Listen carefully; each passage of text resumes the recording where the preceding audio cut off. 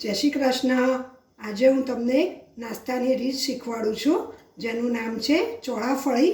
એના માટે જોઈશે 1 વાડકી અડદનો લોટ, 3 વાડકી ચણાનો લોટ, મીઠું, પાપડીયો ખારો, જો ના હોય તો તમે બેકિંગ સોડા પણ નાખી શકો છો, હળદર, તેલ અને એની ચટણી બનાવવા માટે કોથમીર, લીલા મરચાં, ફુદીનો, લીંબુ, ચણાનો લોટ, સંચળ અને મીઠું। તો ચલો આપણે ચોળાફળી બનાવવાનું શરૂ કરીશું। સૌપ્રથમ એક નાની તપેલી લઈ ગેસ ચાલુ કરી અને એમાં એક નાની વાડકી પાણી નાખીશું। હવે ગેસ ધીમો કરી અને અડધી ટીસ્પૂન આપણે પાપડીયો ખારો નાખીશું અને 1 ટીસ્પૂન આપણે મીઠું નાખીશું અને એને ધીમા તાપે ઉકળવા દઈશું। ચમચીની મદદથી એને બરાબર હલાવી અને મિક્સ કરી દઈશું અને એને બરાબર ઉકળવા દઈશું।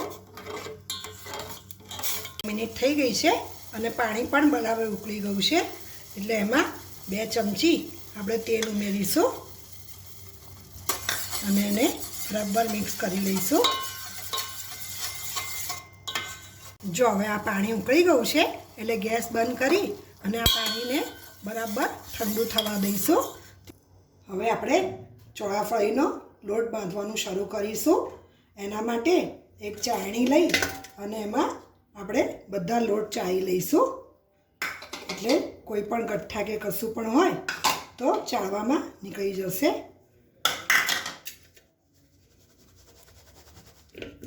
જો ચણાનો લોટ ચાળીને તૈયાર કરેલો છે, હવે એમાં આપણે અડદનો લોટ જે ઝીણો જ લેવો, જાડો લેવો નહીં, એ પણ આપણે ચાળી દઈશું। હવે એમાં આપણે ચપટી હળદર નાખીશું અને આ લોટ બધો આપણે પહેલાં મિક્સ કરી દઈશું।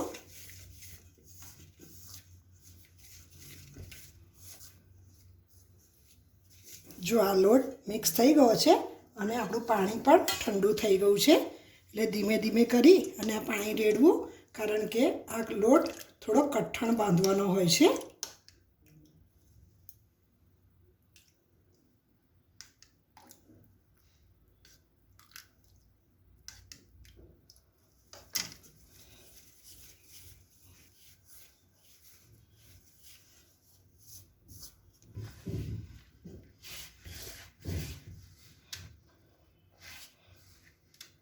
હવે જે ઉકાળેલું પાણી હતું એ બધું પતી ગયું છે, એટલે આપણે જરૂર પ્રમાણે થોડુંક બીજું પાણી પણ એમાં ઉમેરવું પડશે, જે અત્યારના મેં 2.5 ચમચી જેટલું પાણી લીધું છે।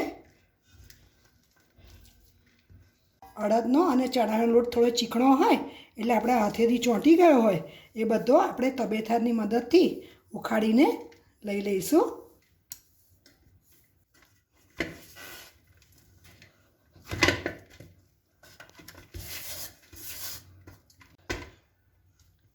જો આ લોટ બંધાઈને તૈયાર થઈ ગયો છે, જેને પહેલાં આપણે કઠણ જ રાખીશું, કારણ કે જેમ જેમ એને કેળવીશું એમ એમ એ ઢીલો થઈ જશે। હવે એમાં લગભગ નાની 2 ચમચી તેલ નાખી અને એને અડધોથી પોણો કલાક રેસ્ટ માટે આપી દઈશું। હવે આપણે બાંધેલો લોટ રેસ્ટ માટે મૂક્યો છે, ત્યાં સુધી એની ચટણીની તૈયારી કરી દઈશું।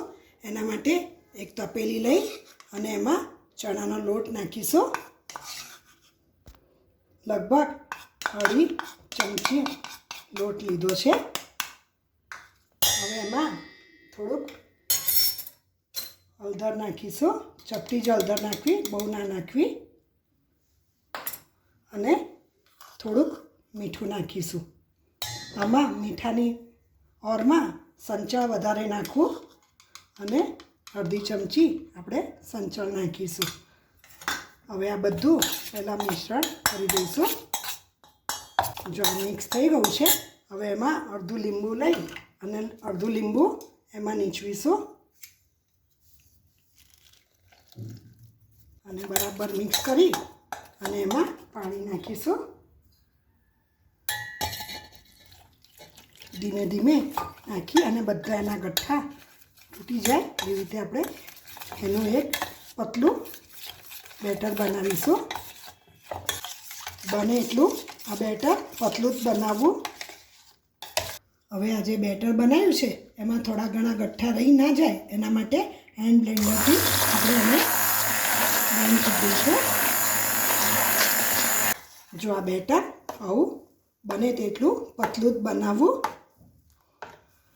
હવે એક મિક્સર જાર લઈ અને એમાં 2 લીલા મરચાં લીધા છે એ સમારીને નાખવા. એમાં ફુદીનાનું પ્રમાણ વધારે રાખવું. લગભગ મેં 1 વાડકી ફુદીનો લીધો છે અને 1 વાડકી કોથમીર લીધી છે. હવે એમાં ફરીથી આપણે અડધી ચમચી સંચળ નાખીશું અને 5 ચમચી મીઠું નાખીશું અને અડધું જે લીંબુ હતું એ એમાં આપણે નીચવી દઈશું.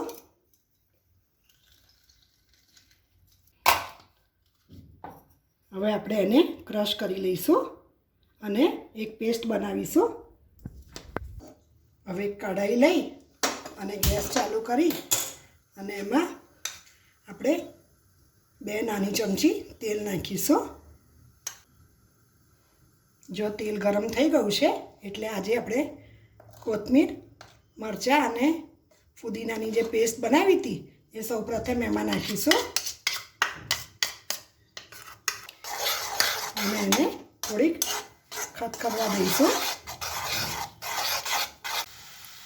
જો હવે આ ફીણ થોડુંક ઉપર આવ્યું છે એટલે એકદમ ધીમો તાપ કરી અને આપણે જે બેસણ બનાવ્યું હતું એ આપણે ધીમે ધીમે આ બેસણ ઉમેરીશું અને એને એકદમ ધીમો તાપ રાખી અને બરાબર મિક્સ કરી દઈશું. હવે ચણાનો લોટ છે એટલે એને થોડીક વાર સતત હલાવતા રહીશું. હવે આ ચટણી ધીમે ધીમે જાડી થવા માંડી છે. એને એકદમ ઠીક નહીં કરવી. લગભગ 3 થી 4 મિનિટ ઉકાળીશું એટલે આવી રીતના થોડીક જાડી થઈ જશે.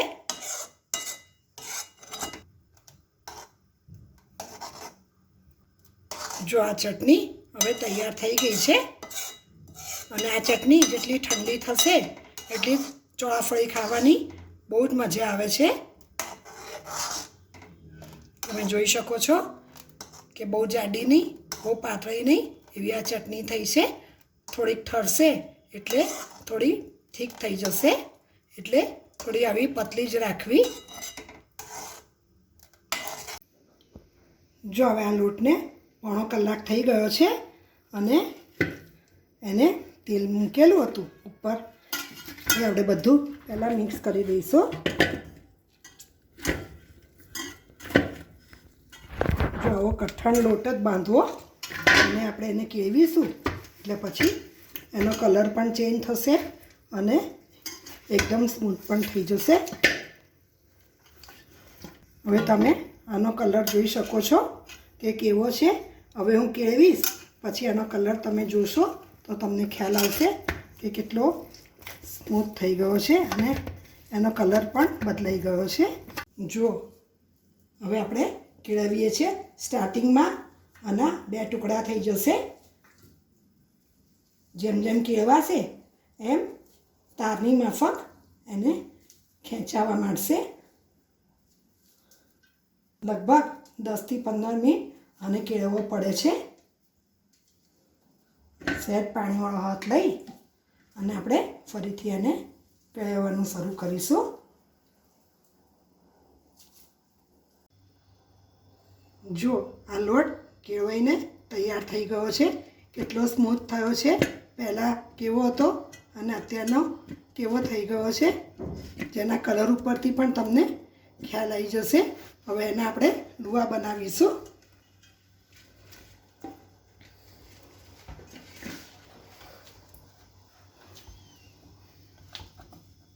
એક આદણી ઉપર આ આપણે એક મોટો લુવો લઈ અને એના ગોળ ગોળ પીંડા વાળીશું, થોડાક લાંબા એવા પીંડા વાળીશું. હવે આપણે એના લાંબા લાંબા પીંડા કરી દીધા છે, જેમાંથી આપણે લુવા તૈયાર કરીશું. તમારે ચોળાફળીનો રોટલો જે રીતના બનાવવો હોય એ રીતના તમે લુવા કરી શકો છો.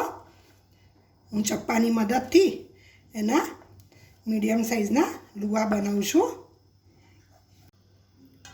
જો આવા લુવા તૈયાર થઈ ગયા છે, એમાં આપણે એક નાની ચમચી તેલ નાખી અને બધા લુવા આપણે રગદોળી દઈશું, જેનાથી લુવા બિલકુલ સુકાય નહીં. હવે 2-3 લુવા બહાર રાખી અને બાકીના લુવા આપણે ઢાંકીને મૂકી દઈશું અને વણવાનું ચાલુ કરીશું.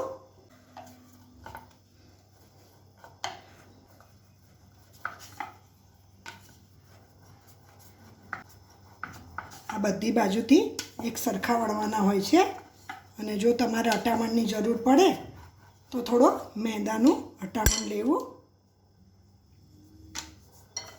જેનાથી એકદમ સરળતાથી વણાશે. જો આ રોટલો વણાઈ ગયો છે, જેને બહુ જાડો નહીં અને બહુ પાતળો નહીં એવો વણવો, બને એટલો પાતળો વણશો તો બહુ જ સરસ ફૂલેલી ચોળાફળી તૈયાર થશે. હવે એને કોટન કપડા ઉપર મૂકી અને આપણે એને ઢાંકી દઈશું, બિલકુલ એને સુકાવા ના દેવા. એવી જ રીતના આપણે બીજા રોટલા પણ વણી લઈશું. જુઓ, તમે જ્યારે પણ રોટલા વણો ત્યારે આવી રીતના એકની ઉપર એક મૂકી અને સુકાવવા ના દેવા અને કોટન કપડું લઈ અને એને ઢાંકીને રાખવા. જુઓ, હવે ચોળાફળી માટેનો મેં એક પાવડર બનાવ્યો છે, જેના માટે મેં 1.5 ચમચી લાલ મરચું લીધું છે, જે કાશ્મીરી લીધું છે, 1.5 ચમચી સંચાર લીધું છે અને 1/2 ચમચી મેં મરીનો પાવડર લીધો છે. એ બધાને આપણે મિક્સ કરી દઈશું. જ્યારે ચોળાફળી તળાઈ જાય ત્યારે એની ઉપર આ પાવડર ભભરાવીશું, જેનાથી ચોળાફળી એકદમ ટેસ્ટી લાગશે. જુઓ, હવે આપણે વણાવવા આવી ગયા છે ફાફડાના રોટલા, એટલે મેં એક તાવડીમાં તેલ મૂકી અને ગેસ ચાલુ કરી અને ધીમો તાપ રાખી અને એને ગરમ થવા દઈશું. ત્યાં સુધીના બાકીના રોટલા પણ આપણે વણી લઈશું. જો આપણે વણેલો રોટલો લઈ અને એના ચોળાફળીના કાપા પાડીશું. કાપા પાડતા હર હંમેશ ઉપરથી થોડીક સ્પેસ છોડી દેવી અને નીચેથી થોડી સ્પેસ છોડી દેવી, એટલે એને રોટલો આપણને પકડતા ફાવશે. તમને જાડા પાતળા જે રીતના જોઈએ એ રીતના તમે એના કાપા કરી શકો છો. જો હવે આ તેલ ગરમ થઈ ગયું છે અને હર હંમેશ ધીમો તાપ રાખી અને નાખી અને પછી મીડિયમ તાપ કરીશું.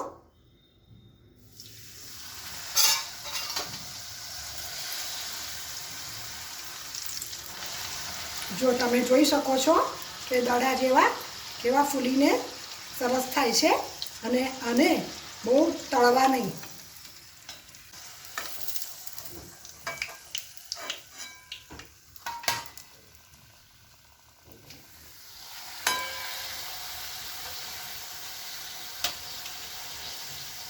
જો આ તળાઈને તૈયાર થઈ ગયા છે.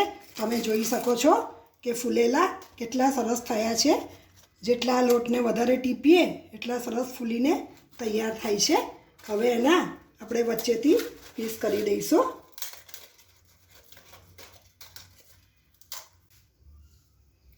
હવે આપણે જે મસાલો બનાવ્યો હતો એ આપણે ઉપર ભભરાવીશું.